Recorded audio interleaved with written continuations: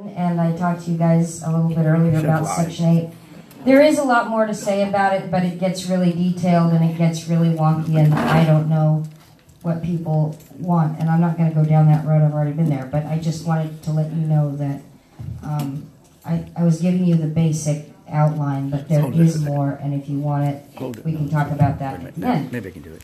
But what I want to do now is to talk about the nuts and bolts of physically looking for a house. Well, I really need an apartment. So I looked for 16 months. But before I started looking, you know, over my life, I've tried to apply for jobs. I've done different application processes for different things. And so I learned some techniques, and in this section, I'm talking mostly about blind stuff. And I have other disabilities, so I'll talk a little bit about cross-disability stuff too, but I'm focusing on blind stuff a lot, and about accessibility, and how to ram accessibility down the road, whether people want it or not. And how to make people comply with the laws. You know, the Americans with Disabilities Act has been around now for 28 years. And that is, you know, 28 years would be a human being who would have graduated from college, maybe gotten married, been starting a family, had a job, right? But still, we fight daily for programmatic access. It's ridiculous. I fight at the federal, state, and local agency level all the time. And so I'm going to give you some solutions. Unfortunately, there were some pieces of information that I was hoping to get to you that aren't here, but I'm going to tell you how and where to get them. So again, I am totally cool with being recorded, and rock on. So you want to get a house. You're starting from, oh my God, I can't afford my rent, my roommates are driving me nuts, I'm pulling my hair out, I gotta get out of here. The first thing you need to do is make yourself a template, and I made one, and the East Bay Center for the Blind can give you copies of it. I made a template that asked all the housing questions any application ever asked me. Anywhere from the stupid stuff of name, address, phone number, email, you know, blah, blah, blah, blah, blah, to medical conditions, to disabilities, to eligibility recs. Like, there are places who care if you are a veteran, and they want veterans. There are places who want seniors. There are places who want people with HIV or AIDS. There are places who want certain mental diagnoses, mental disability diagnoses. There are certain places that are for developmental disabilities only. I talked earlier about below market rate, and I talked about Section 8, and I talked about, you know, you got to figure out where you can really afford to live. And if the rent is more than 30 to 40% of your income, you are going to struggle every month. And that means that you're not going to succeed. So when you want to move, you want to get it right the first time, because it's such a beep to do it in the first place, right? So you make this template, and you fill it out with every piece of information, and here's why. First of all, whether you're blind or not, blind or visually impaired or not, these applications are 10 or 12 pages long, and some of that is because they're thinking you've got more than one person in your family and you have to fill it out for each one. But some of that is just redundant, crazy stuff. So if you have this template, which for me took about 1.5 pages to 2 pages, what I could do is I could go to managers and I could hand them this file And rather than say my social security number out loud in front of God and everybody, they had it right in front of them. And they could make sure that they didn't transpose numbers or anything like that. They'd spell my name right. They'd spell all my street names right. They'd get my doctor's name right. They'd get everything right because it's staring them in the face. And they can't say that again, spell that again. What was that? What was that crazy email address? Huh? No, look at it. Use your eyes, guys. So, but that also meant that I could get these PDFs, these electronic files that were scanned images of pieces of paper. They were literally pictures of pieces of paper, which, if you use a screen reader, doesn't do you jack squat for help. So I had 2 or 3 friends, and I would email them these useless pieces of junk, and they had my file. And so they would turn around and fill out this application for me and mail it to me in print, but all I had to do was sign it. So then I'd go down to my local independent living center. By the way, if you don't know where yours is, find them, love them, you need them. If you are house hunting, you need your independent living center because they will help you with the ticky-tacky and clerical stuff, sort of. The unfortunate thing is, at the bottom of the day, it's up to you to do it all, which sucks. And housing is a 6 to 7, 8 hour day job, 5 days a week. But you get the cookie in the end, but you have to work really hard for it. So you make this template, and then you go out, and there are housing lists that you can obtain. And I'm talking in general terms because when I was looking all over California, all over Northern California, I should say. So I looked in San Francisco County, I looked in Alameda County, I looked in San Benito County, I looked in Fresno, I looked in Sacramento, I looked in Butte, I looked in Placer County, I looked everywhere. So I was calling all kinds of places. So you go and you find lists of things. The Jan and folks have a list of websites that have housing stuff on them. A lot of those housing things that I gave them are the corporations that own the houses themselves. I say houses, I should say apartments, I guess, but either they own them or they manage them or both. And so those websites are great to have because the websites are updated way more often than the printed lists one can get, or even the electronic files of the printed lists that you can get. By the time that has percolated through the system, half those properties have changed. So you really want to get really good at trolling these websites. And it is nice that about half of the places have their apps online now, so that they are accessible to people who can't do print. However, many managers say that all this stuff needs to be done in print, and here's the kicker. They say that it has to be done in print because HUD requires it in print. Well, if that's the case, HUD's a federal agency breaking the federal law of the Americans with Disabilities Act and the California UNRU Act, which I'm surprised nobody mentioned earlier. I don't know it well enough to rattle it off, but it's California law that underpins a lot of this rent control and just cause and fair tenant rights stuff and anti-discrimination stuff. So you go and you look at these websites, and when you think that you have found a place for which you're eligible, what I did was I made phone calls and emails.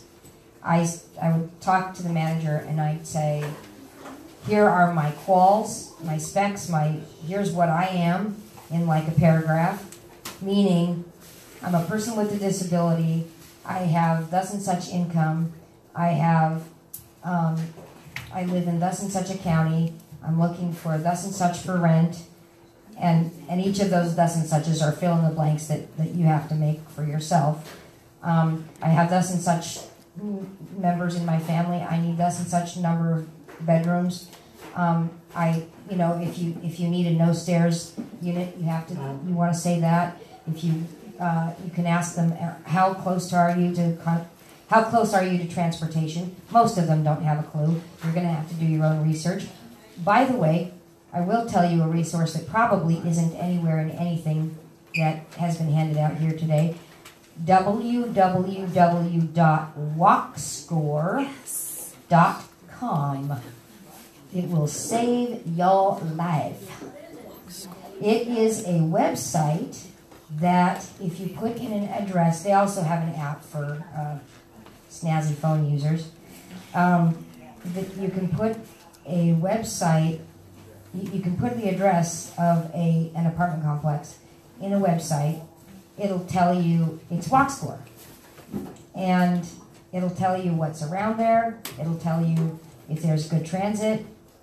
And I don't know how often it's updated, so I wouldn't swear by it, but it's a great place to start rather than having to figure out what the transit agency to look at and all that stuff. Also, don't forget 511.org, which is a transit agency. And I know that those aren't housing issues, but for those of us who don't drive, if it ain't on a transit line, it might as well not exist, because I'm not going to be imprisoned in my home. So I did all that research. So I would talk to these managers. I would read out the ones for which I wasn't eligible, and the ones for which I was, I said, please send me an electronic application. And I can't remember what percentage without looking, but a large percentage of what I got were PDFs, which stands for Portable Document Format, but for me it was pretty frustrating. Scanned images of pieces of paper. So I'd get these apps, I'd fill out the apps, and I'd try to get them turned around in about a week. And I filled out 40 or 50 applications by the time I was done. And by the way, the unit that I found was not any one of those applications because their wait lists were so bloody long. And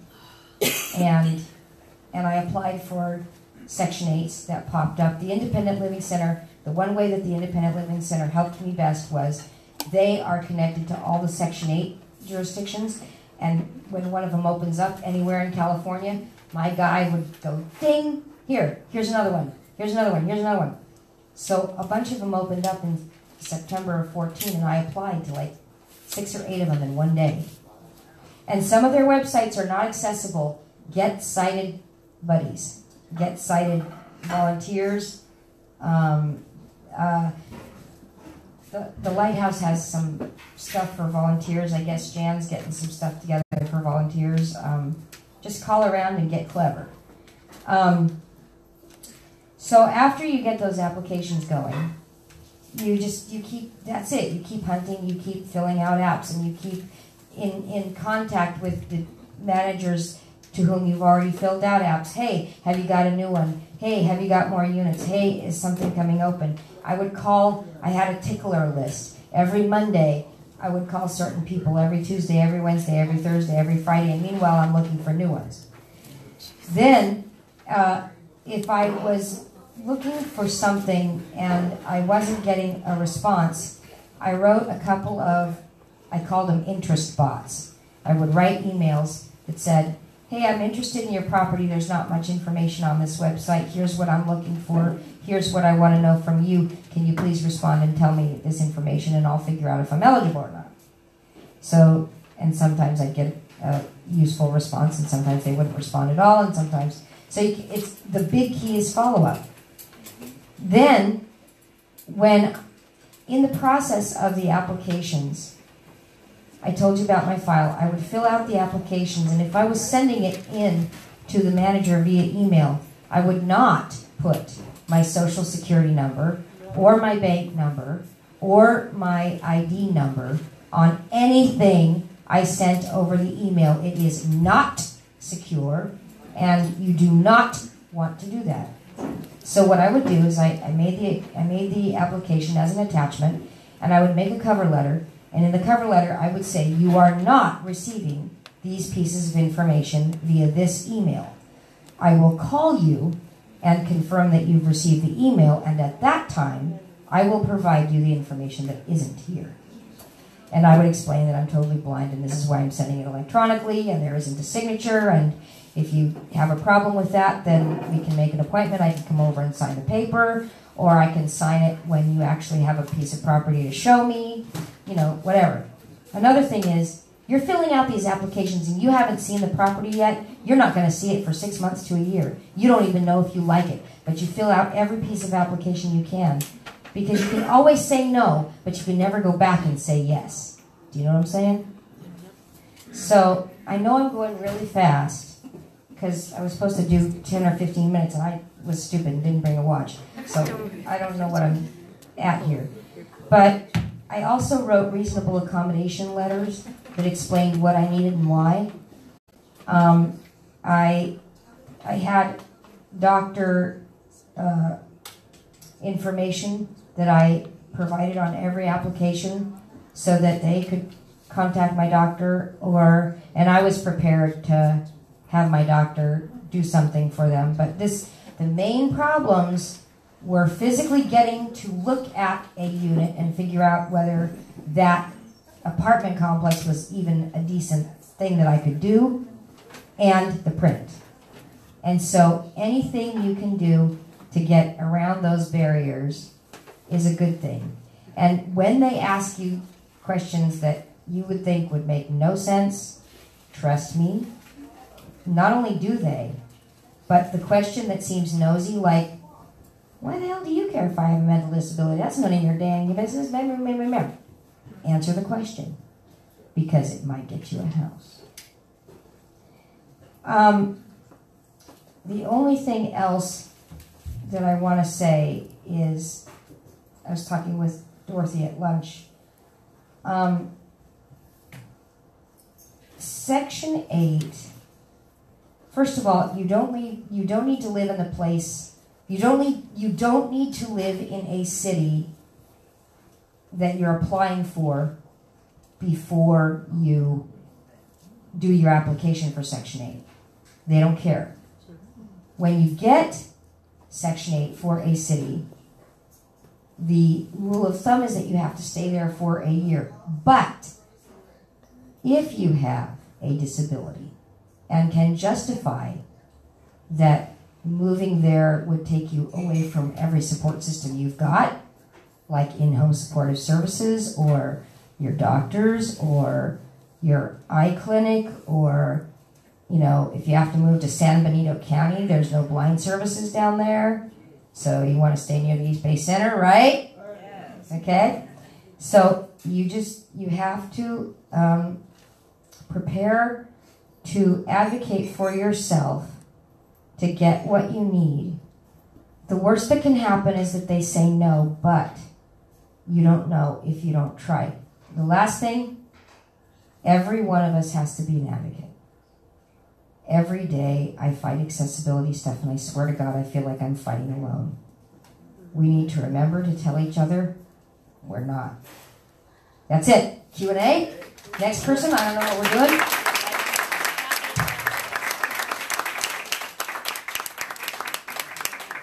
Are there any questions for her? Let me get the mic. On her journey. Questions? Hold on. Oh, well, I'm trying to get the mic. no, but I don't see hands pointing up. Very good. So let's get on to Catherine. Okay, I guess we'll go ahead and go to the next. So no questions, then we're going to go on to me. I'm Catherine Pauling. Make sure you get that. Am It's I- off right now. Am I? Okay, Oh, you I have make really it good. off right now. Why was I bending down? Now you know. Now you know. Now I I'm know. not a hunchback. I just. Now we have do to that get so close that and when you're ready to personal make it here. right, you know. So, my name is Catherine Pauling. I'm past president and currently still on the board with the Alameda Renters Coalition. I've worked with them 3 to 4 years. And I want to tell a little bit about the history, because it all started with one person who got such a high increase, she and her family had to move in with the in-laws. Oh. And she couldn't understand why her husband, with a good professional job, why they were unable to find affordable housing. And this was 4 years ago. And it started with, gradually there were 4 or 5 people meeting around a kitchen table.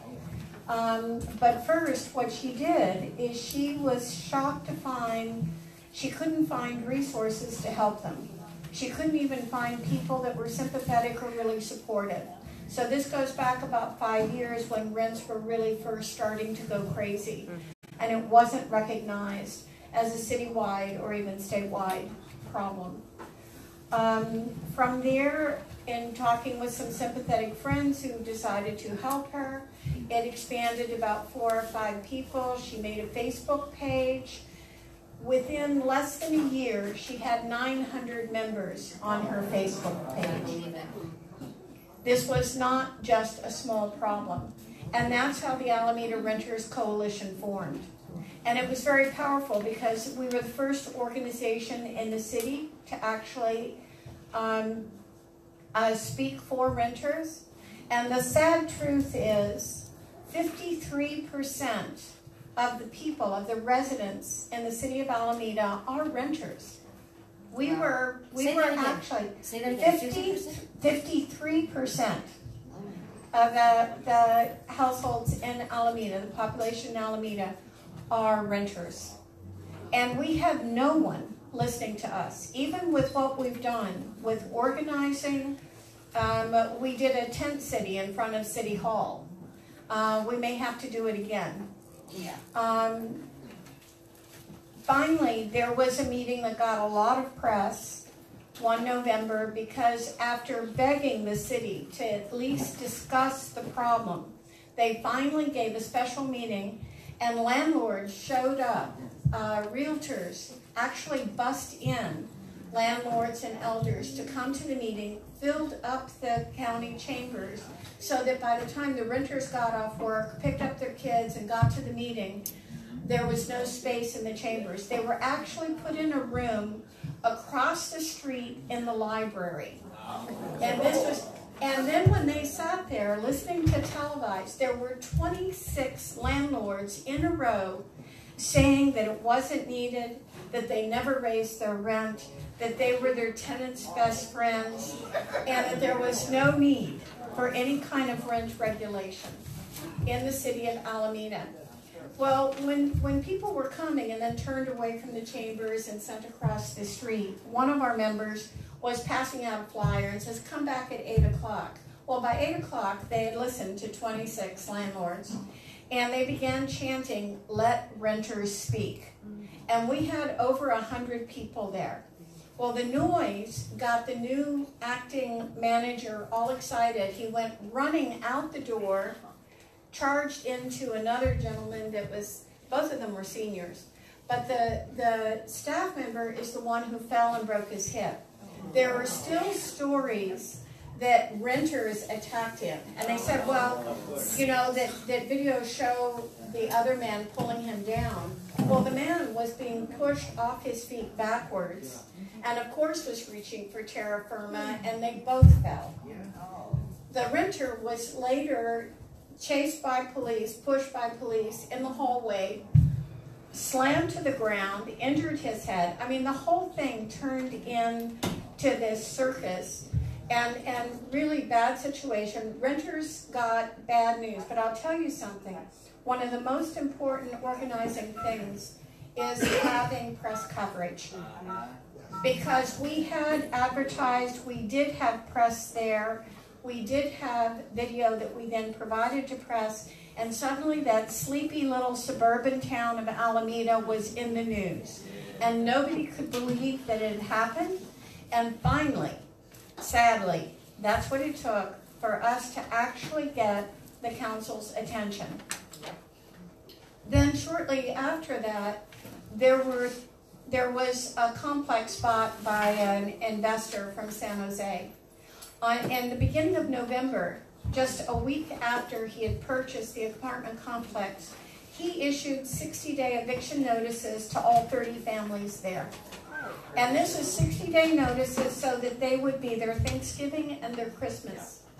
Was utterly ruined. And again, in Alameda, no protection.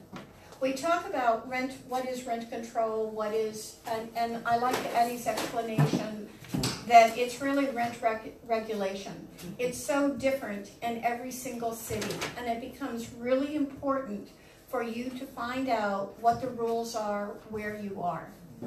What ended up happening was there was a moratorium then on evictions and rent increases over 8%. Now at this time, inflation was 1.3%. Council thought they were doing us a huge favor by limiting rent increases to only 8%. So by the following spring, they enacted the ordinance that we now have. On that ordinance, they limited it to 5%. At the time they enacted it, 5% was still more than double inflation rates. 5% for me, I just got my 4th increase. Ended up being an increase of $500 a month in only 3 years. Because I earn too much to qualify and not enough to buy or any. I'm in one of those donut holes where, and I'm raising my grandchildren. So I'm retired. Unfortunately, it was 3.5 years ago I retired. So these increases are challenging my housing situation. And what I look at is I rented where I am now right before things went crazy.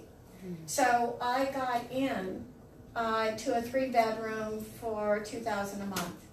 The difficulty is the 3-bedroom now would rent, in Alameda would rent somewhere in the range of $3,200 to $3,500.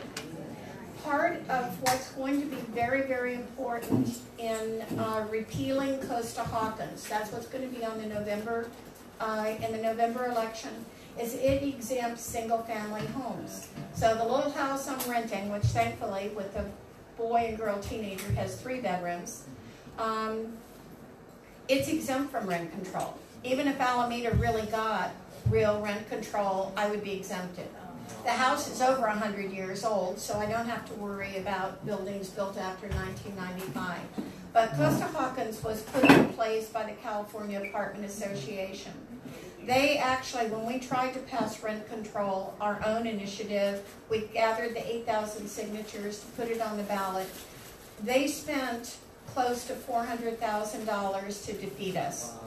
There were a dozen colorful flyers. So we probably are. What we were successful in doing was electing a more progressive council member. So we now have 3 out of 5. Well, it's 2.5. One kind of goes one way and then the other. And so she's not dependable. She sort of feels she needs to balance between us and the very rich. So let me kind of get my thoughts back here. So part of organizing, though, it's really important to not be alone. People have been really afraid to be associated with us, afraid to show their photos. What we've actually found is that gets some protection. If you have been active and then they try to evict you, that's retaliation and it's illegal. And there are serious fines with it. And a single letter from a lawyer seems to have stopped it, at least thus far. Unfortunately in Alameda, and I don't know if this is statewide or just Alameda, we only get a 6-month reprieve. We don't have rent control. We have a 5% threshold. And the rent review process in Alameda is so poorly defined that they've been using market rates as an agreement to go above the 5%. There was one 74-year-old woman who was given a 50% rent increase. Whoa. And it's the kind of thing where supposedly they needed to keep no-cause evictions where they can just issue an eviction notice because of criminal elements. She had lived there for 30 years, and I don't think she was part of that criminal element or any part of nuisance to the community. And so now we're in the position, the law has been in effect for 2 years, of once again getting a data analysis to be able to show that in fact the reason for allowing no cause is so they can evict the lowest paying people in rent and to get a higher increase. Right. Supposedly the ordinance says that if they evict someone for no fault of the tenant. They can only raise the rent 5%, but there's no enforcement. Who's monitoring? How can they possibly know what's really going on by the time the person is left and the next person comes in? So we continue to be active in terms of pushing enforcement.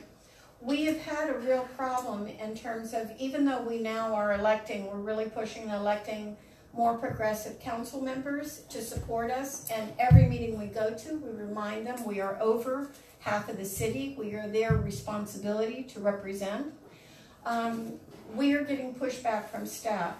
I went to a budget meeting yesterday. Two of the things we are pushing for is legal representation like Oakland does in terms of contracting with Just Cause and contracting with, I think, the East Bay Community Law Center. They also have contracts with that. And why we have not been able to get legal representation, we're kind of the bottom of the line because we don't contribute. Our city doesn't contribute to those organizations. But you have to go to the budget meetings, and budgets are planned 2 years in advance, because otherwise the question is who's going to pay, how do you pay for it? So now we're showing up and we're doing that, and I hope it's making a difference. But we are still, the conservative staff that have been used to realtors running City Hall for the last number of decades, what we found is they had put our things on the council agenda in September and November because they felt they should wait until after the election before making a decision. And we're saying no. Landlords have gathered paid signature gatherers who lied and said this was real rent control when they were gathering signatures. And we have that documented and before the county district attorney. But what they did is they suspended a more liberal just cause protection, and they are asking to put 3148, this city ordinance, into the charter, which would make it almost impossible for us to overturn. It would put us in a position of delaying it even another couple years.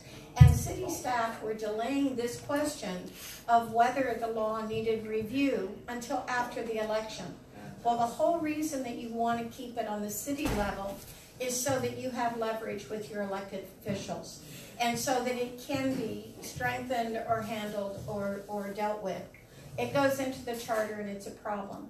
So I want to stress maybe two things, and two things that I hope the center can help with. One, it's going to be very, very important for you to be registered to vote. Yes. And to fill out and mail that ballot. And I hope that what we can do, we've had many wonderful volunteers here today. I hope that if people need help in filling out those ballots so they can mail them in on time, that you will use the center, you will let us know, see if we can't help schedule volunteers to make sure that those ballots are filled out and used. And the second thing is if you decide to begin organizing, one of the things that you will find out when Eleanor gets here, it only takes 2 people receiving Section 8 in private housing to form a tenant unit, a HUD tenant union. It only takes 2 people to start. And it might be something where one of the problems we had was having a consistent place to meet. And I haven't talked to Jan, so I'm talking just off the top. But I suspect that if there is a way that we can provide meeting place or times or something within our hours so that you can meet and you can do this, part of our outreach and mobilization is to help you be able to do this. So we don't want any reasons not to do it. There is safety in numbers. I want to stress again that organizing sounds like a big word. It's always smart to choose a big name. When we were only 5 people, or actually when she just started with the idea, she started with, it was just her, Angela, starting a Facebook page. She called it the Alameda Renters Coalition. And then a year later, a lot of people jumped on. A year and a half later, suddenly it's up to 900, and we really are. So you get your 2 people together, you get your union started, you get your renters organization started in your city. And I assure you that whatever we can do here It is our commitment to be able to help you carry this forward, to protect. Housing is a human right. Everyone deserves a home, and we really want to work with that. And I see I have one question over here. So, where's my mic person?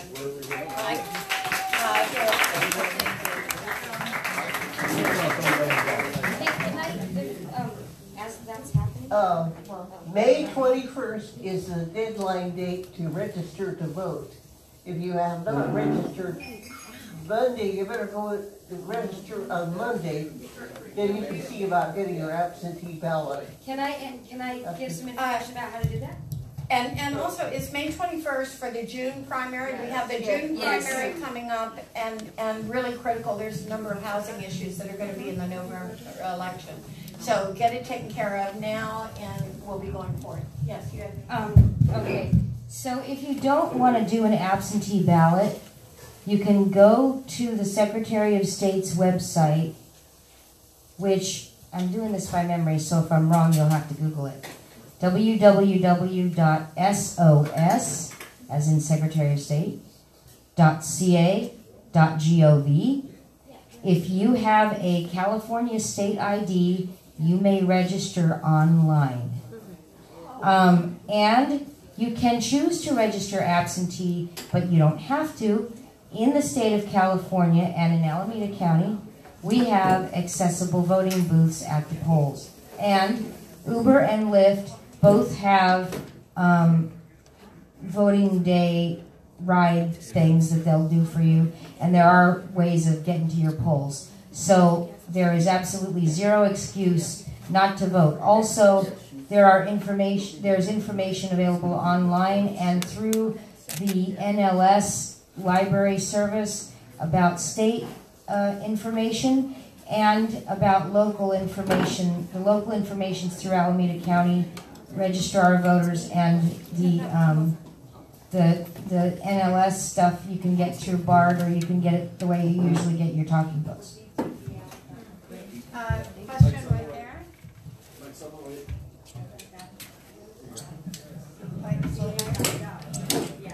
I'm sorry, I don't have all the information, but I did receive an email saying that if you're already registered to vote by mail, they have something new now where you can do it online now. You can vote online. I don't have all the information, but maybe you have some information about that? Yeah. Okay.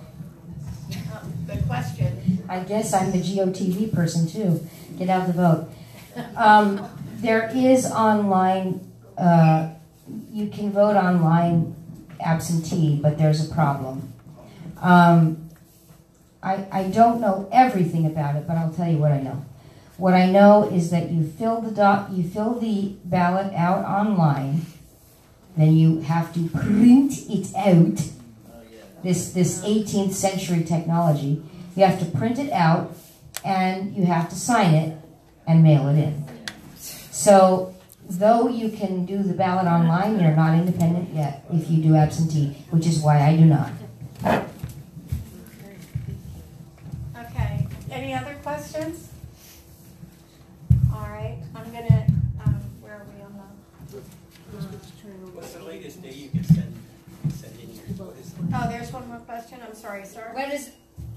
Now, the date that you send in your absentee ballot is up to how? The ballot that you send in, if you do it online or if you're just doing it at your house, has to, on the ballots they say the date. I'm not exactly sure, but I think that it's 7 days before the election. I'm not positive, but that information is available on any voter registrar website you care to look at, or at the Secretary of State. I heard June 5th. June 5th, this man says that's the day of the election, so I guess it has to be postmarked by June 5th. Okay, thank you. Can I make a suggestion? You might have to check on that because you might have to be there by June 5th. Yeah. I don't know. Google it at your favorite voter website. Call your registrar. Yeah, that too. And those of you that are here at the center, if there is a way, like if you're coming here and getting help to fill it out, maybe we can arrange a way to find drop-off places and help you with that. Yeah. Be happy to do that.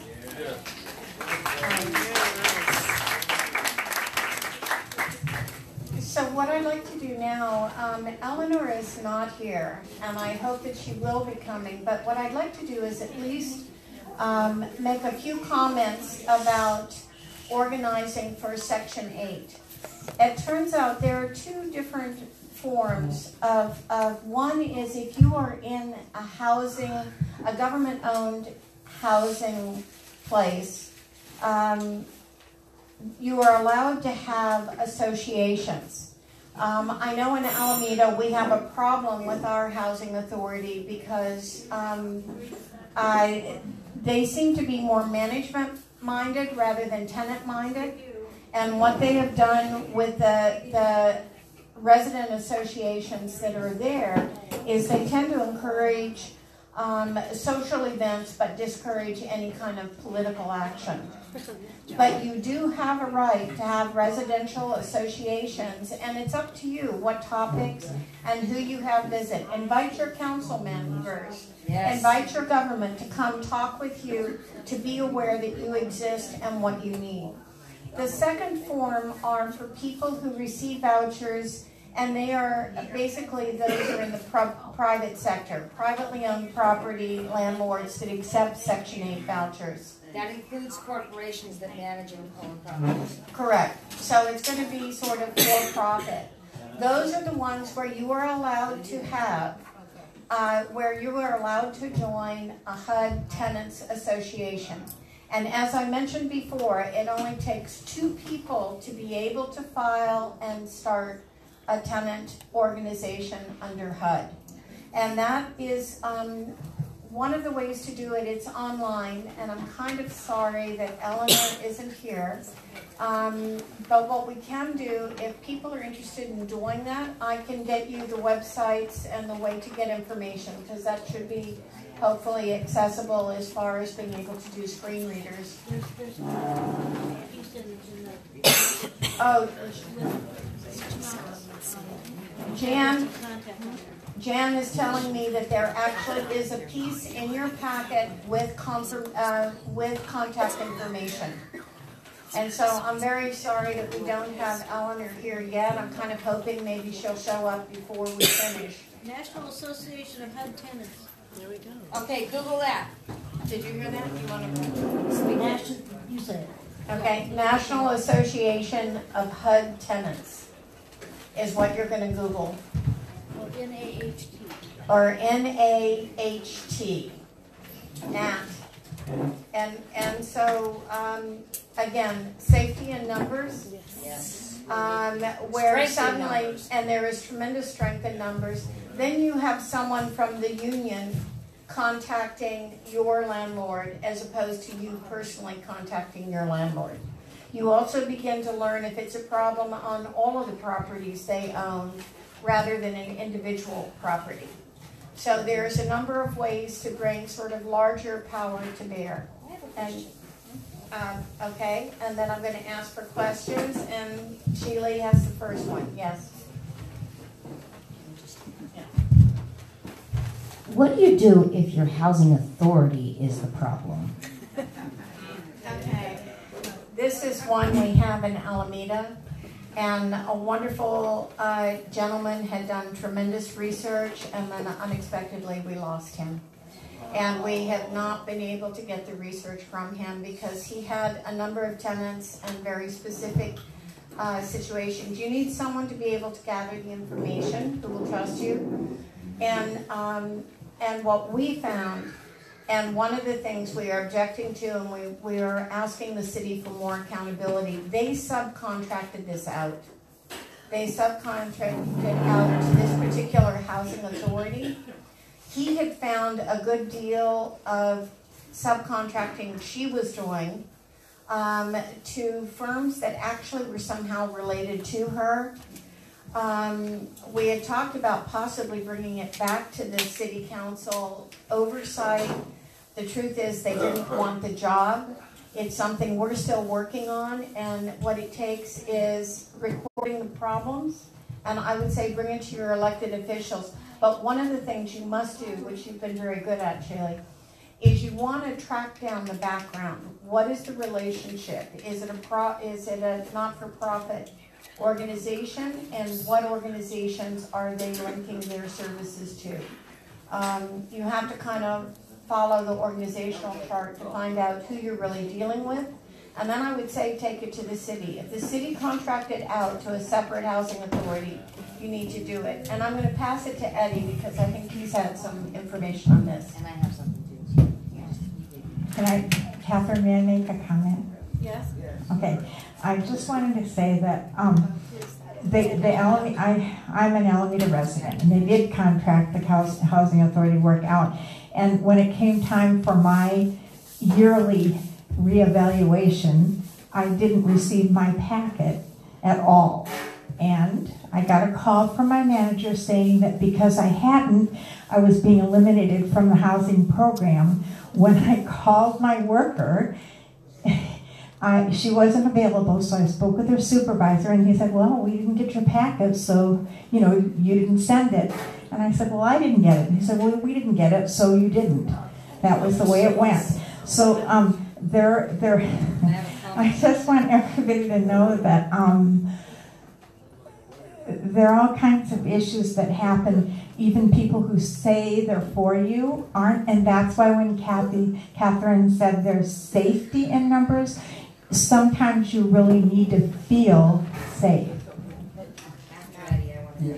Okay, so one of the things too when working with the house, I'm in Oakland, so I have the Oakland Housing Authority like Sheila. We're under the command of them at their will. Here's the thing. One of the things that's happening when you have issues like this, I've had little problems come up with the housing authority. I've been relatively lucky in my years with the housing authority in Section 8. One of the things that sometimes you just have to be persistent. You have to display a little bit of your crip arrogance, your crip determination, your crip bad attitude, and that's one of the things we need more and more and more of, just a crip bad attitude. So with the housing authority, I found at least I remember one example where I was just persistent and I was able to get my way, and it wasn't a major problem, but they gave in to me. Now here's the thing the bigger thing about the housing authority is that in Oakland, the housing authority is it's governed by, I think, a 5 or 7 people board of directors. That's right. And a lot of times we don't know this. I hardly know about it. It's not common knowledge. It's not common knowledge. So you folks that are in the Section 8 program, whatever community you are, many of the cities in Alameda County do have their own housing authority. If you don't, if you really want to get to the heart of it, or learning more about it, or being more effective, is find out who these 5 or 7 people are who govern this housing authority. And I think in Oakland, the mayor appoints people. Yes. So you might, if you find an issue, it could be an issue. They hire a crummy director, and it's hired by the housing authority governing board. So you might have to deal with them, put pressure on them, expose them, or whatever. But I believe a lot of times, if you're having issues with the housing authority, the target could well be this housing authority, and here's a good place to start displaying your crip attitude. Sheila, how about your crip attitude, your bad attitude? Oh, yeah. Oh, yeah. First of all, to Patty's question, that makes me livid. They are breaking the law, and you can file a Department of Justice complaint under the Americans with Disabilities Act. However, I have dealt with the Sacramento Housing Authority, which is Sacramento Housing and Redevelopment Agency. I have dealt with the Housing Authority of the County of Alameda, and I have dealt with the Oakland Housing Authority, or OHA, as we sometimes say.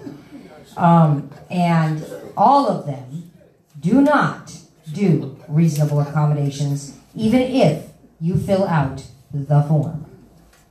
And the reason that is, they blame it on HIPAA, which stands for the Health Insurance Patient Privacy Act or something. It's a god-awful law. It needs to die.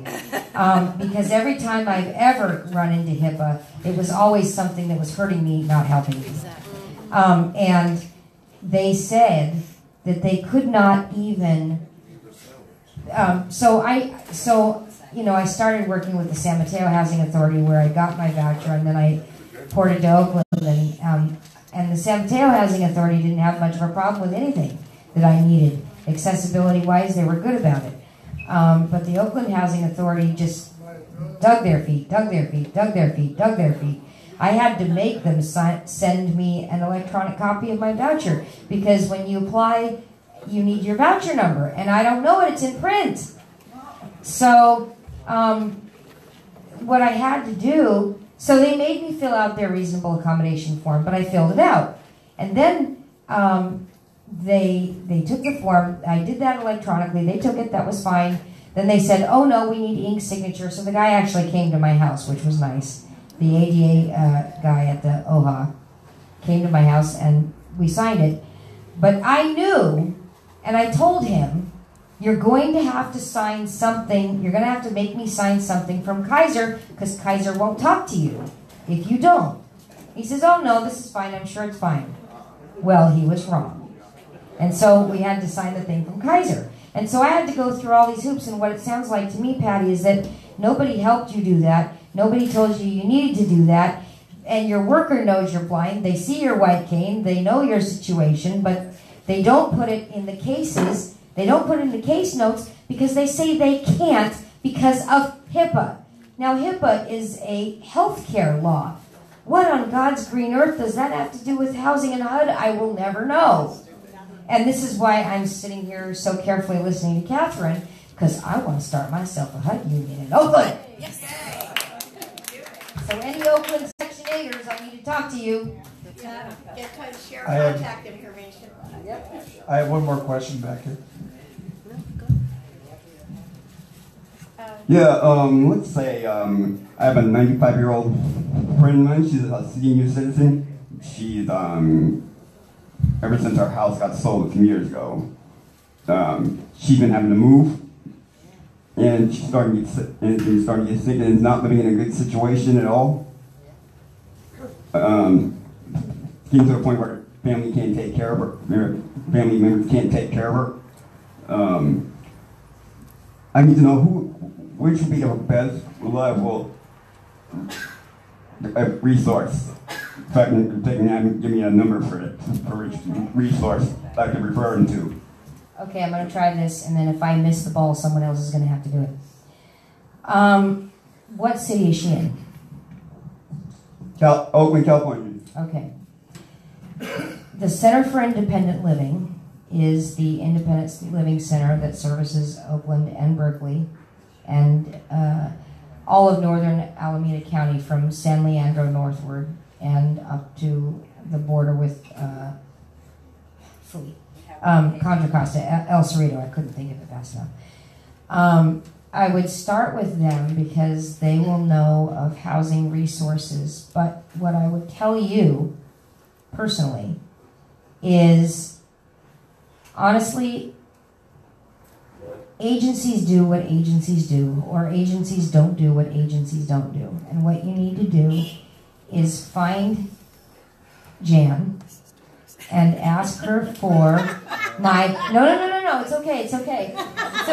I'm not drafting you for something important. Really, I'm not. You need to find Jan and... Make me sound so powerful.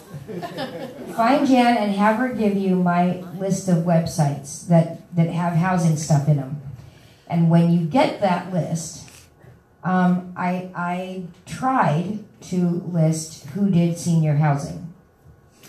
It sounds like she also qualifies for disability housing. So you're looking for that.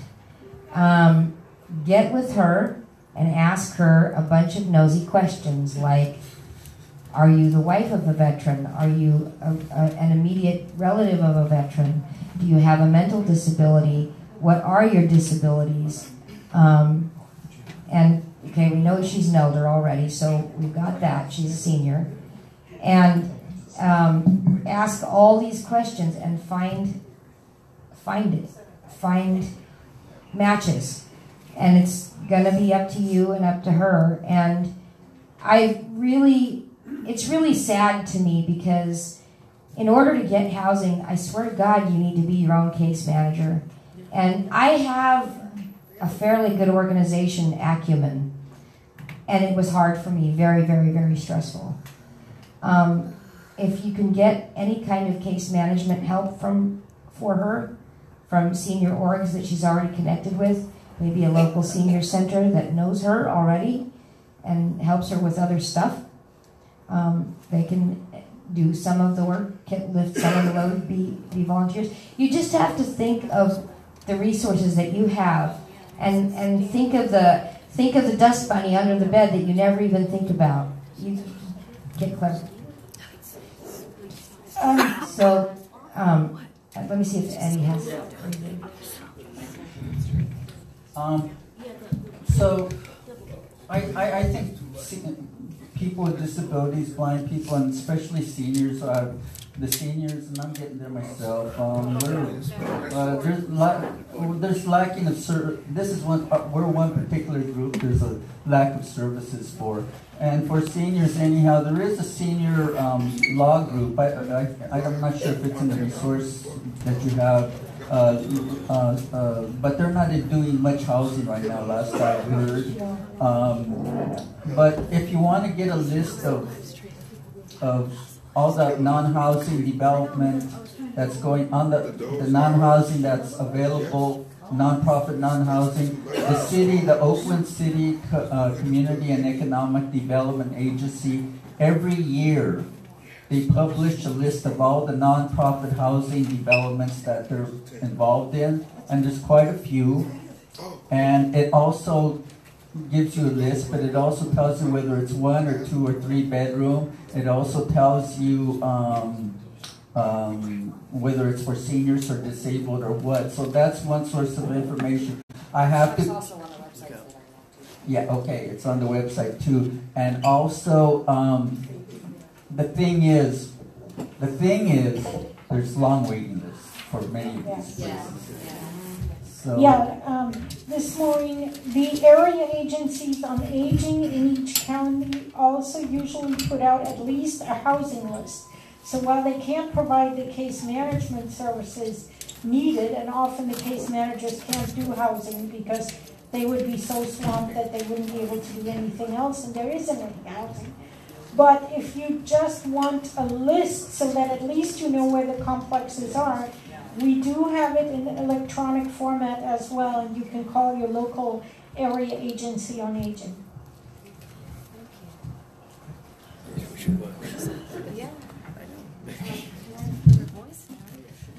There are other independent living centers besides the one I gave you, and the one in Hayward does housing pretty well.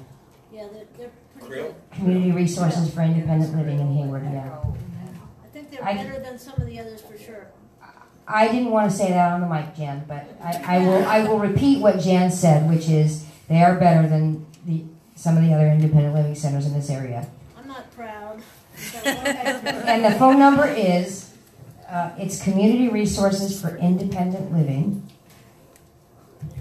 and their phone number is 510, hold on, yeah, 510-881-5743. Good job. They also have offices in Livermore and in Fremont, but those offices are not staffed at all times, so please contact them. They also have a website, and I don't want to rattle it off because I'm not sure I'll get it right. I think it's krillhayward.org, but I'm not sure. But you can Google it. I'm sorry, say that again? Is it still Michael Galvin? There is a new person who does housing. Michael Galvin can still help you, but Kimberly Burks is their new housing person. And she's pretty cool. She's worked with the homeless in Hayward for years, and she's quite an advocate. she's also worked with their travel training stuff, so she gets it. I'm not sure if she has a disability herself, but she does get it.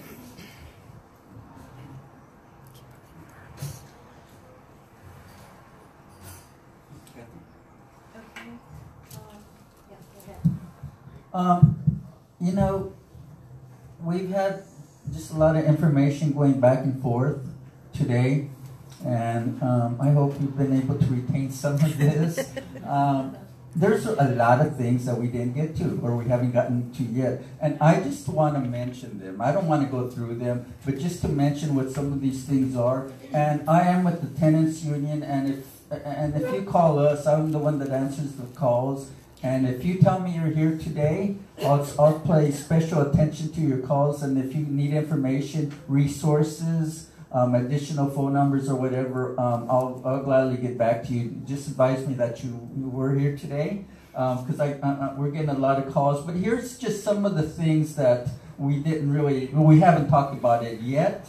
And I could give you more information about that later on, or if you want to call us. And by the way, my phone number is at the tenants union is 510-704-5276. 510-704-5276. And also, since I'm giving out that number, Causa Justa again is 510 tenants, right?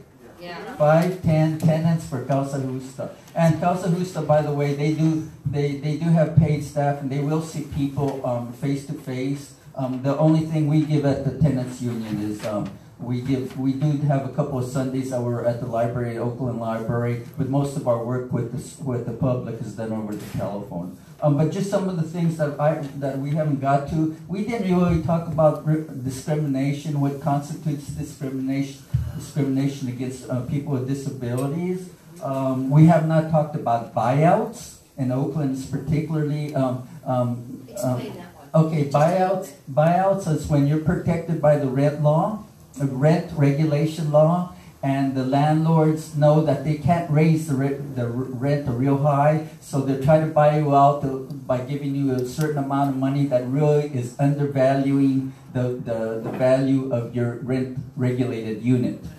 It's a terrible thing, and Oakland, we've been talking about it, and we're organizing a little bit. There might be a city ordinance regarding it, but it's affecting a lot of people, a lot of communities, especially where there's rent regulation.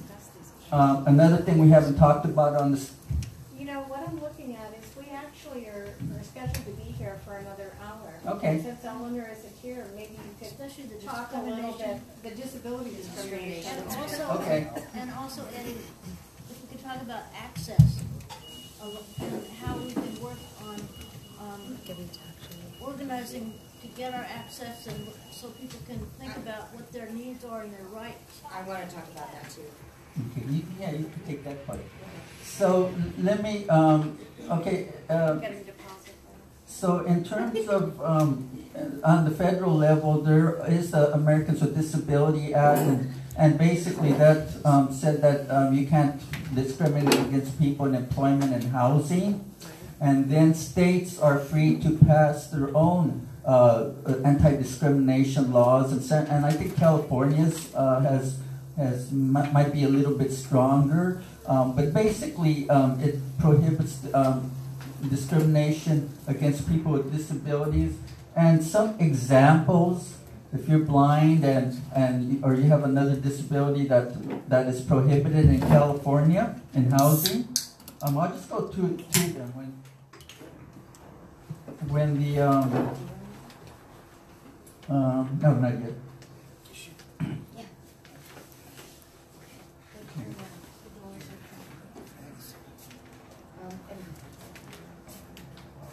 Sorry, bio stuff. But all right. When the landlord refuses to sell, rent, or lease rooms, apartments, condos, or houses because of your disability, that's illegal in California.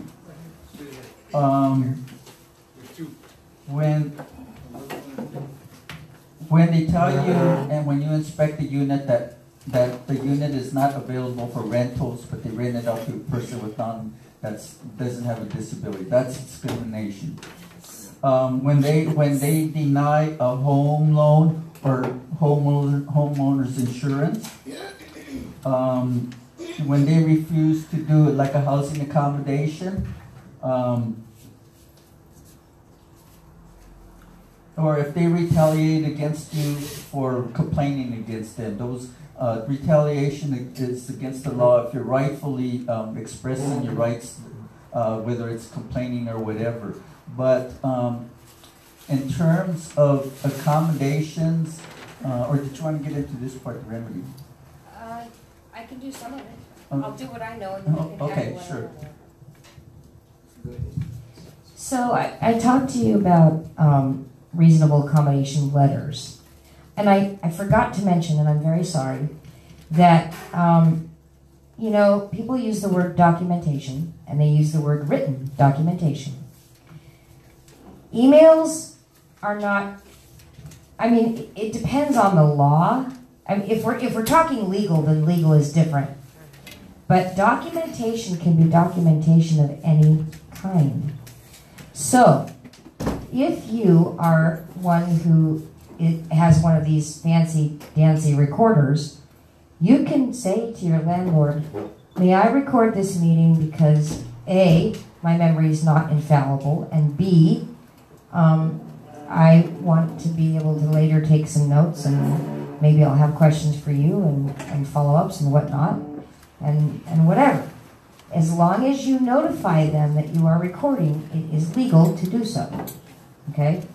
And also, text messages and emails can be documentation. Because I save every text message I write, and I save important emails. So I talked to you about the reasonable accommodation letters, and I would send those out, and I would explain all of my needs. I have had many problems with the housing authority's lack of accessibility. My landlord is decent at it. We do texts a lot, and that's how I document stuff. But if you need access, if you need a levered doorknob or a grab bar or I don't know, maybe something along the pathways so you can find your apartment better, or braille signage. So part of it is, if you're in a place that is a large complex, you've got more of a chance to fight for the accessibility stuff. My unit is a 2-unit, what do they call it? I guess they call it a duplex. It was a house that was broken in 2 and made 2 rental units out of. And the landlord doesn't live there. He lives in Pleasanton, which is nice. He's local at least. And so if there's a real big problem, he can come and look and see what's going on. So accessibility, you need to document everything that you do to try and get what you need. If you're a Section 8 tenant of any kind, you have more remedies. And I'm gonna let Eddie do the remedies because I'm not as well versed on them. But documentation is the key, and going to one of these places that can help you write a good letter and get your thoughts together and make it organized and cohesive is important. If you are intimidated by landlords, managers, authority figures, then go see an advocate, and they aren't intimidated and they will help you. If you are discriminated against, remember the Fair Housing Department, Fair Housing Commission. There's one in Sacramento, and I don't know if it covers the whole state or if it's just...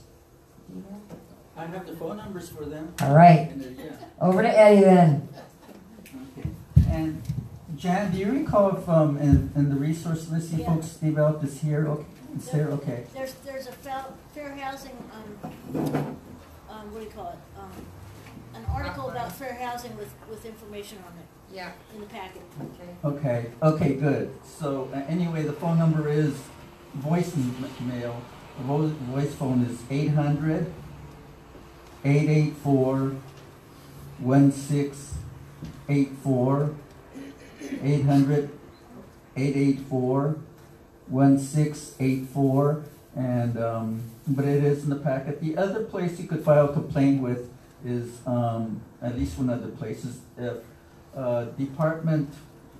You could file an administrative complaint with the U.S. Department of Housing and Urban Development under the Fair Housing Amendments Act. So that's another place you could file a complaint with. Now, one of the issues that comes up is what happens if you have a disability and you need a ramp or something like this. Yeah. Generally speaking, the landlord cannot keep you from making a ramp or doing grab bars or whatever, but you have to do it at your own expense, and when you leave the unit, you have to take it down. Which is crazy. It's totally crazy. So how does someone do that who has no money? I don't know. Oh, well, wait. CIL, the Center for Independent Living. One thing that's I think positive about them, they've had a good program where CIL has Marge is her name. Margie. Yeah, Margie. She's still there. She's been there a long time. Wonderful. She's the person that assists people in I guess getting funding for making these accommodations, right? I think it's only Berkeley though. Oh, it's only Berkeley. Okay. I think hold on. Yes, there's also Alameda County that has a housing and community development program. And if the landlord gives written permission, they may also be able to help. They don't cover every city, but they cover quite a few.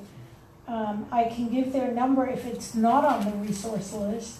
Well, even if it is, why don't you go ahead? It's 510-670-5399. Leave a message with them, they get back to you. And yes, the Center for Independent Living, and I think Krill as well.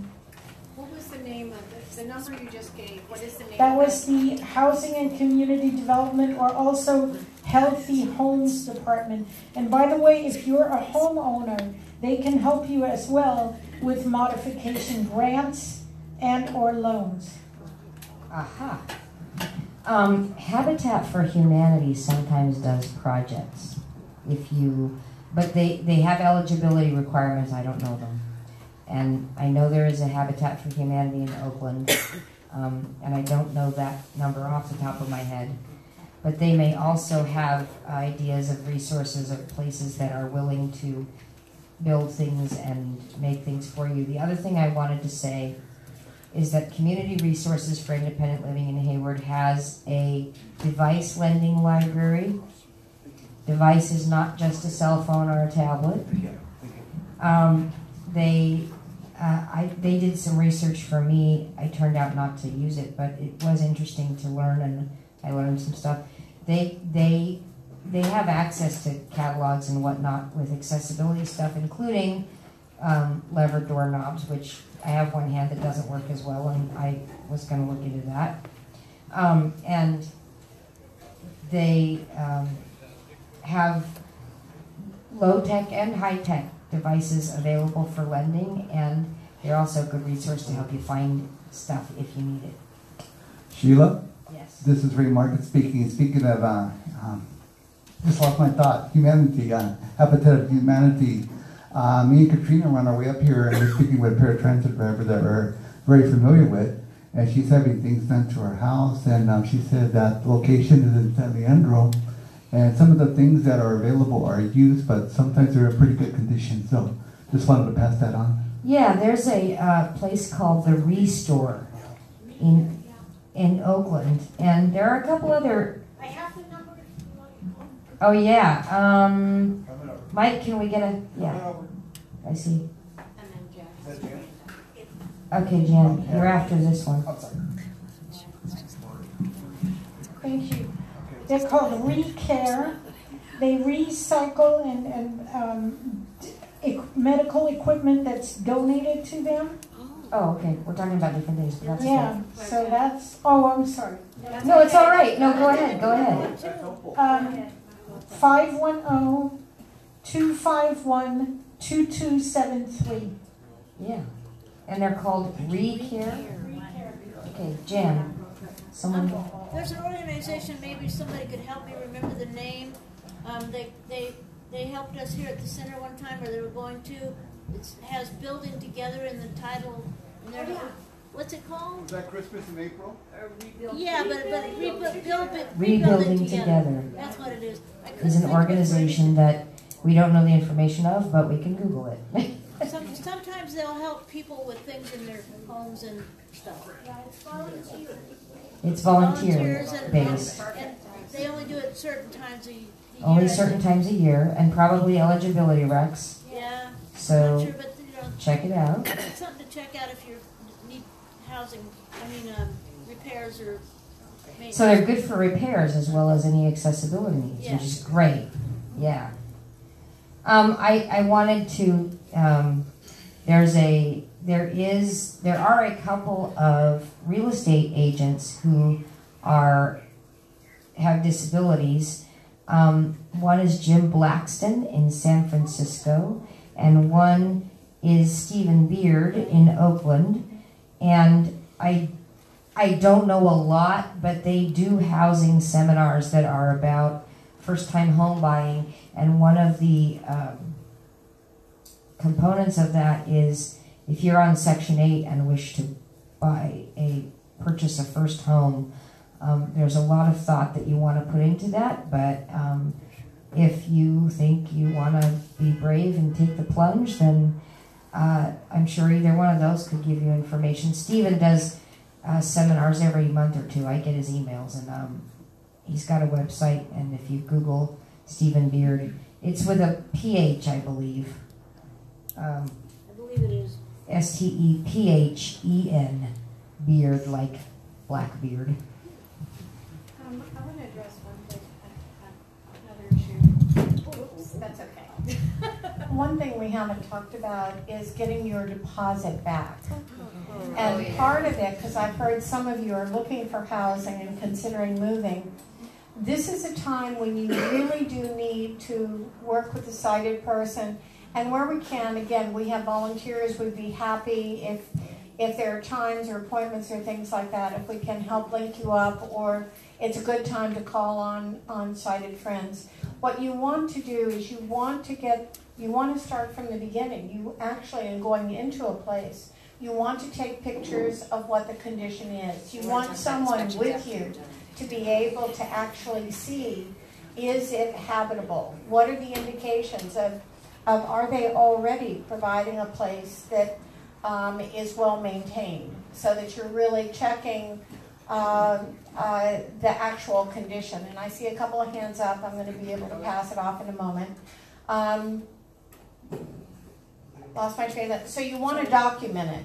You want to have someone with you. You want to be able to document what the condition is, because the surest way to get your deposit back at the end of it is to have that early documentation. Right. And the truth is, this is a time, call on help, use us as a resource, use your friends as a resource. It's incredibly valuable, and then I'll pass it off to people who know how to actually get it back when you are already there and having a problem. Jan?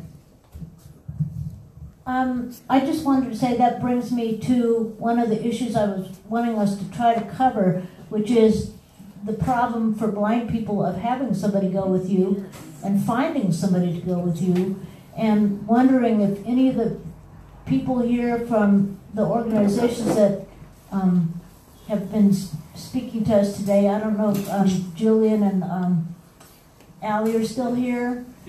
Oh, great. Okay. Jan, can I speak to that, please? Yeah, could I just finish and then I'll give it over.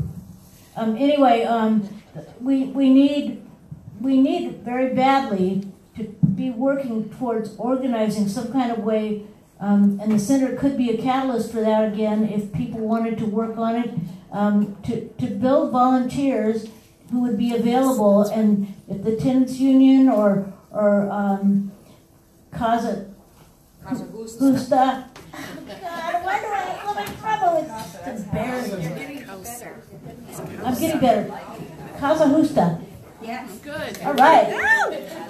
Anyway, if there's some way that any of you guys could think about if there's ways that volunteers might be able to be available through that, or in the center we should try to, some of us could maybe start working on trying to pull together some volunteers that can help people with that. It's really a huge issue, and I know Leah has a lot to say about it. So I'm going to pass the mic on, but anyway, I just wanted to say that because I think we got to organize. Yes, we do. Catherine, what you said was a great idea. However, as you were talking, the anger built in my chest. My roommate and I live in a dump, okay? Let's just be straight on about it. Jenna and I live in a dump. And the reason that we live in a dump is because neither of us had those options of taking anybody sighted with us. When we went for the interview, I was working full-time. I was doing the best I could on websites to try to find reasonable places that could fit both our what we had each month in terms of income. I found a place. We went, and I have to say that I was kind of blown away with the fact that the property manager was willing to help to the degree that she was with the application form. And unfortunately, that overshadowed the fact that once we moved in, we discovered that there were tons of problems with the unit. We had problems structurally with towel bars coming down in our hands. The bathtub was corroded. We have a shower that it did not close properly. We have problems with there being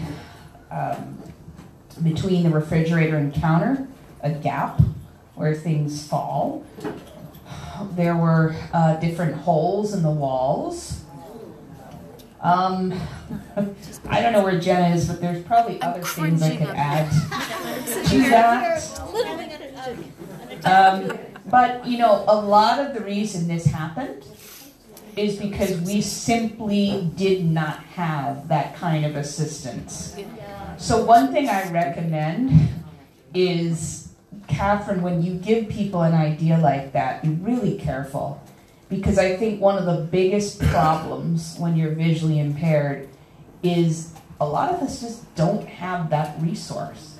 We don't have family around us that can help with that. We do not have sighted friends who can just drop whatever they're doing and come to us to visit an apartment site.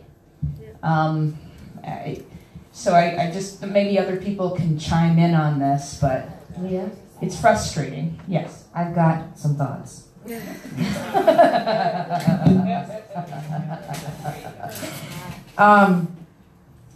I had a sighted person, and it was my IHSS worker, and she wasn't detailed enough.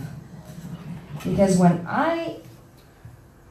so I brought the sighted person, and I did all the stuff that ought to save you from headache and harm, and it didn't.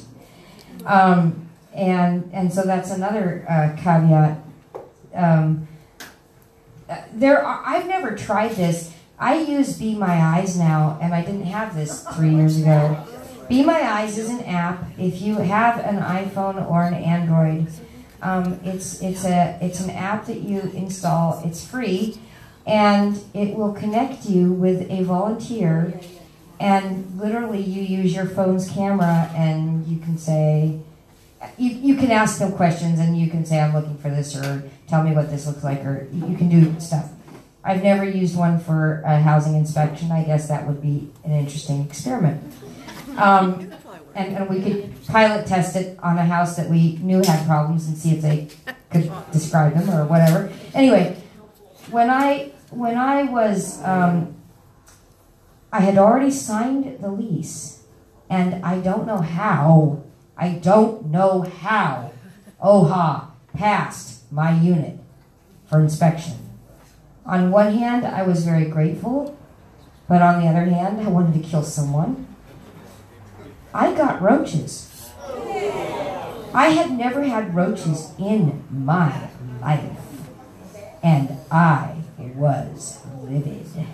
And I wrote the landlord, and I wrote him in such a way, I made no bones about, I would take him to the cleaners if he didn't post haste and forthwith do everything in his improbable power to get rid of them. And he did. But I had electrical problems in the first month. I had roaches. I had, I can't even remember. At first, the toilet didn't work right. And he turned the place over really fast between the last tenant and me. And I thought, you know, this is weird. Why is he wanting to go so fast? And he knew that he was about to fix the roof. And he told me, oh, I'm going to try and get it fixed before you even move in. Well, that didn't happen. So within 2 weeks of moving in, I was like bombarded with tar and shingles coming down from the roof and the smell and the, oh my God, it was awful, dust everywhere. So, and I think that like having readers, you have to ask them questions. You can't just say, hey, Joe, come over and look at this house and tell me what you think. And you want to try to pick someone who can do a good job. And Leah, I was somewhat in the same position as you are. I mean, I had maybe more resources than you did, but not much. And she isn't a good detail-oriented person, and that wasn't the right person. And also, you know, the landlord sees the sighted person, and the sighted person's like, oh, you're going to live with her, right? And I'm like, oh, no, never, you know. So I think, but to ask them questions. What do the walls look like? Are there holes? Is there, like, black stuff around the edges? Go in, close all the doors, open the doors, flush the toilet, run the shower, run the sink, turn on the dishwasher. When you buy a house, they do a home inspection.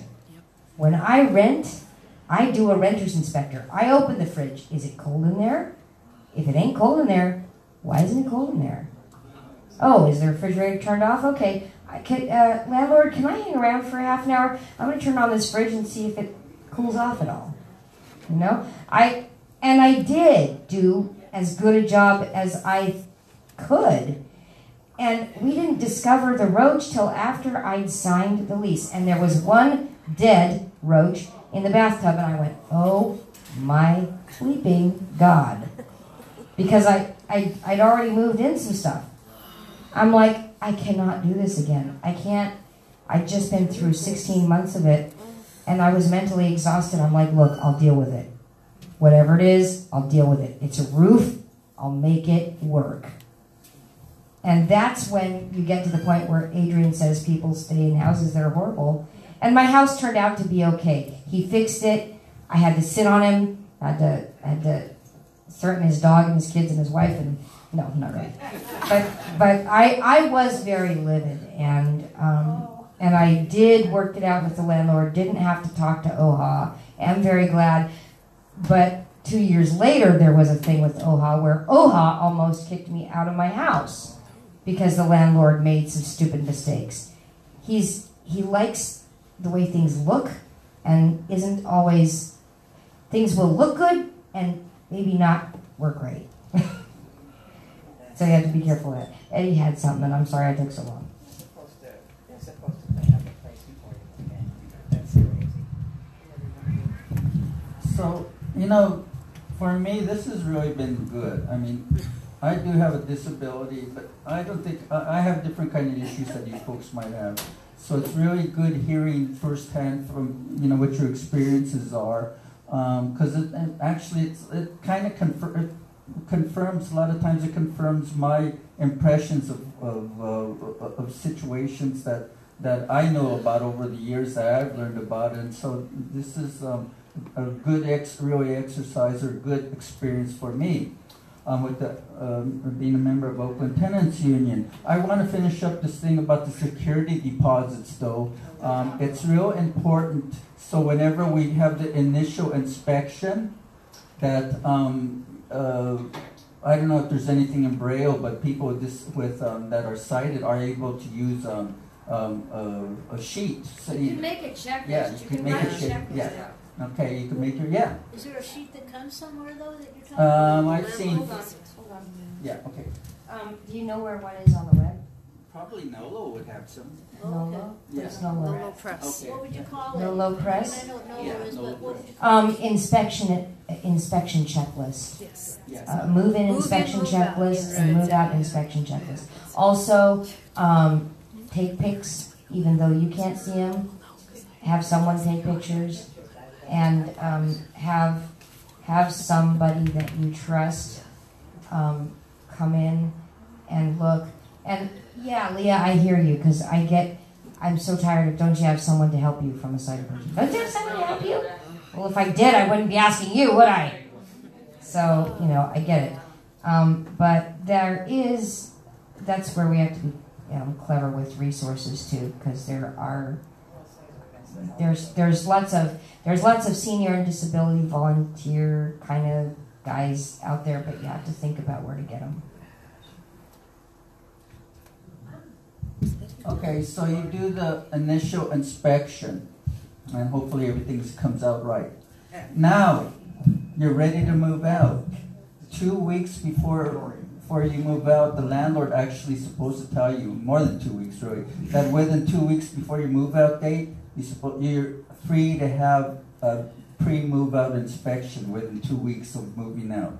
This is really important because at that time, if there's anything wrong with the units that are visible, the landlord will say, hey, no, I'm going to take off for this unless you fix it or do something. Right. So you have 2 weeks to correct anything that's found, except maybe under big furniture or something like that. That will not be caught until the final move-out inspection, whenever you move out your furniture. But it's very important that the landlord tell you that you're entitled to a move-out inspection, and you really take advantage of it. What happens is landlords, they're sloppy, and a lot of times when we get reports of sloppy, people don't even know they were entitled to move-out inspection. So landlords will try to dink them for this, and that. This is a real common problem. Landlords cheating on tenants for the security deposit, and they could have charged us up to 2 months the month's rent. If you pay $1,000, they could take out $2,000 of it for the security deposit. So people are being dinged for what they tell me a lot of money. So anyway, 21 days after you move out, they're supposed to return the money for you, or else give you a summary as to why they didn't. And if that happens, then you should promptly write a letter to your landlord if they're cheating you, and the only remedy of not persuading the landlord to return the deposit is you have to go to small claims court. I have a question. Yes.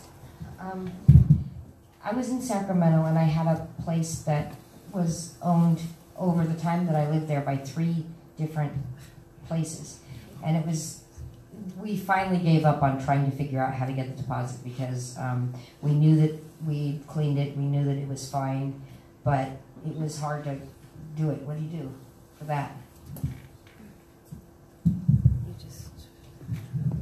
You just write your landlord, and you tell them, no, you're wrong, and they supposed to, yeah. But actually now you could sue both the former and current. Before it was just the current, but now I think in California you could sue both. Yeah, it's a common problem. Now keep in mind, when you rent a place, things are going to go naturally bad. That's called normal wear and tear. And sometimes landlords will try to charge people who've been living there several years that the rug is no good anymore. It's dirty or wore out, not dirty but wore out. And state law allows for normal wear and tear for a unit to happen, and you shouldn't get charged for normal wear and tear. How many years? It doesn't. It depends on what it is. It depends on what it is. A rug. Yeah. Hi. And also, so what they could thank you on is the key thing is if you caused or were negligent or a guest caused this or that bad thing to happen to your unit, those are the kind of, or else if you don't pay the rent or part of it, it's due. That's the kind of things that they could legitimately thank you on. Yes, ma'am. I think I can clarify all of what I said, but I'm not going to go back to it, but because it was actually a comment so that people could understand how confusing things can be. But I was lucky in one way. I had to move out of my place. I've been on Section 8 since 1985, so I've been on it a long time, and I lived in a place for 24 years, and then my landlady said, you're going to have to find a new place to live, and so I moved out, and I only had a month to get out, and I had 4 choices. So in a way I was lucky because there was only one that I could actually take, and I based that on the fact that the washers and dryers were accessible to me, and the other ones didn't have laundry facilities. Well, since I've been there for 9 years, and they've doubled my rent. Well, actually doubled it, and but one thing that's come up, and I've provided adequate ventilation, and I have these dehumidifiers that I have in my living room and in my bedroom, but we have mold. And I'm wondering, could they say that I caused that? Because they asked us to indemnify them because we're not in the sunshine all the time. And then, and then there's also my bathroom ceiling has mold on it too there's a leak in the upstairs that they haven't done their ceiling correctly or something like that.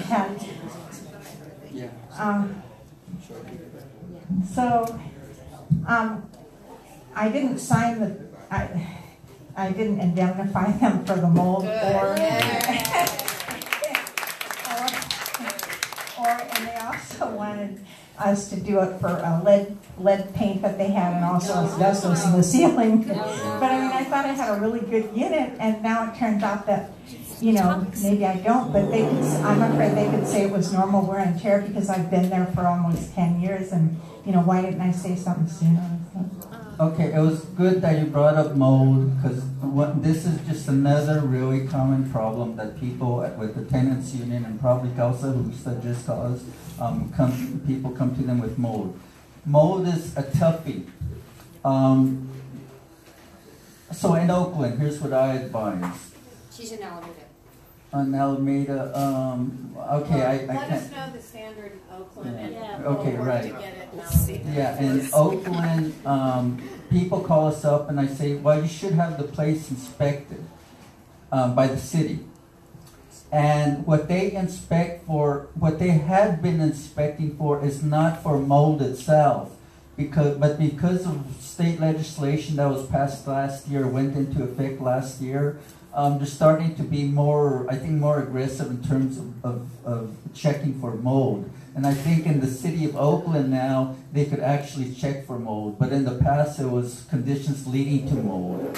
So if you suspect mold, the other big problem with this is landlords are going to claim, oh no, you're responsible for the mold. It ain't our fault. And how do you show, and sometimes it's really hard to prove, but unless you have an inspection showing, no, it's, the upstairs there was a leak and it screwing everything downstairs. So there's ways to prove it, but expect that problem if you're having mold issue, that the landlords many times will say it's not our fault. So anyway, back to Oakland, a couple. They still have to fix it, don't they? Oh yeah, Can they evict you if there's mold? No, actually, they have to move you out and house you while they're being. Keep the microphone. Say that. I'm sorry. They have to Actually, move they out. have to move you out and house you while it's being repaired. Yeah, okay. That's part of the Oakland system too. Say that. Okay, so they have to move you out and house you. That happens in Oakland. Once the city determines that you have to move out because you can't live there anymore. First, yeah, it's a habitability issue. It has to get to a habitability standard. And so the city would have to inspect it anyhow and says, no, you can't live here because of all this mold. It's not good for you.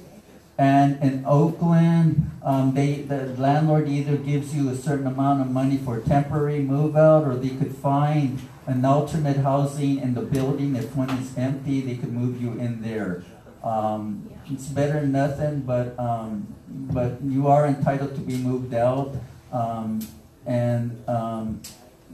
But you have to make a case. You have to make a case. No matter, very often, there's other ways you could be relocated. If there's anything having to do with landlord neglect, if the city could show, if you could show that there's habitability issues and that laws are broken, city building codes are broken, then you might have a chance to move out temporarily. But mold is an issue. It's a hard one. What about asbestos? Asbestos is. I've got asbestos in my walls, and I signed a thing that said that there was, but that's another thing. I don't know It's only an issue if it's disrupted. In other words, if you know it's there and you're not putting a hole in the wall, then it's covered, it's static. But if there was going to be construction, then it goes into a whole expensive mediation project. In terms, and there's questions out here, at least three. Yeah. In terms of asbestos and lead, I refer people to the Alameda County Health Department. Also, in terms of rodents and vector, I advise people to go there. So some of these things are the health department's responsibility, the county health department. Alameda County Vector Control. Yes. That's for any kind of pests, rodents, roaches, bed bugs. But the problem with vector control, and unfortunately I've had experience with it, is that some inspectors are really good and some aren't. So, and I don't know what to recommend if you don't get one that's good. We were very fortunate when we had a problem. So there's three questions from this? Okay, yeah. So first question, the mic. Okay. Okay. So just a point on the relocation for the code enforcement. So you have the right to return, right? And at the same rent that you were paying when you left. So they could. Thank you, Julian. Yeah. I guess the one other thing is if you want to assure that they don't, it could be that the landlord tries to turn around and pass through an increase through the rent board, but since you'll be moved out by the city in this case, you'll have the records to show that that's actually not a capital improvement, right? That that's actually a maintenance issue. Yes.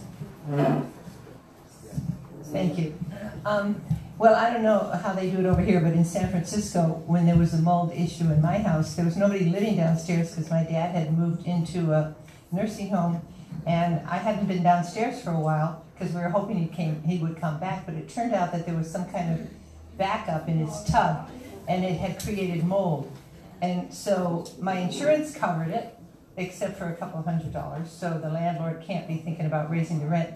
But they closed off the whole area, so if anybody had been living there, they would have had to move out. There's no way they would have dealt with the mold with them there. So that's what I'm thinking, that if there's a mold issue, people have to move out. But I'm glad that, at least in Oakland or wherever, you're enabled to come back.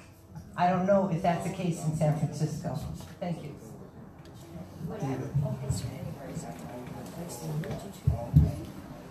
What I would be concerned about is if the place that they moved you to, the temporary other place in your complex maybe or whatever, might have the same problem, And if they're being sloppy about looking after your unit, they're not going to look after your one. Move back after repair, yeah. Are there any more questions? Yeah, there was one in the rear, I think. There was a gentleman in the back, next to Patty, like 2 seats over to Patty. There's a paratransit out there. Can someone find out who that is and we'll announce it? Well, sometimes it's a certain time. Is there another question there? I don't see another hand. Okay. So, what do we do? Closing? There. If there's no more questions, I mean, I think for discussion, anybody has anything to If there's no more questions or discussion, is there anything anyone would like to bring up? Okay, I'm going to have Jan give our nice goodbye. Yes. Jan? Okay, Jennifer's going to do the goodbye. All right, you want to do the goodbye? Go to the bands. Oh, right.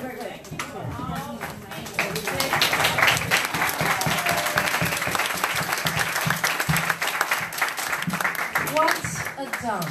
Who knew? I would be exposed by my very own movie. It's really true. It's kind of overwhelming. This has been an enormous amount of marvelous information, and it's going to take us all, some of us, even longer time to assimilate. I just want to recognize all of our marvelous speakers who provided us with resources that the indefatigable people here at the center, Patty and Jan and Kelly McCarthy, help from Tony's team, and David pitched in. We produced these extraordinary resource packets, and if whatever format they are, I think we should Patty and Jan, yes, all of them. We need to safeguard these, because they're an extraordinary repository of information for ourselves and to pass on to other people in our community. I'm just really overwhelmed with the amount of work that went into them from our speakers right down through everyone in the center that touched them and made this happen. So we've got an enormous amount of work ahead of us. Yes, absolutely. Evaluations. We really need the input, whether David's happy to chat with you about it, you can email, you can call, but we would love very much to hear your honest appraisal of the entire series, this one in specific, whatever you feel moved to do. We need it. We need them badly. We really do. This is what funders require. I'm just overwhelmed with the amount of compassion and knowledge in this room and what we're all going to do with it, particularly when it's time to move from the dump. So, this has been marvelous. Again, shout outs to our volunteers. I forgot to recognize Nicolette Noyes, who's one of our awesome, always here to take money and help out. And I also forgot to shout out Veronica one more time. I suspect she's gone, but this has been an extraordinary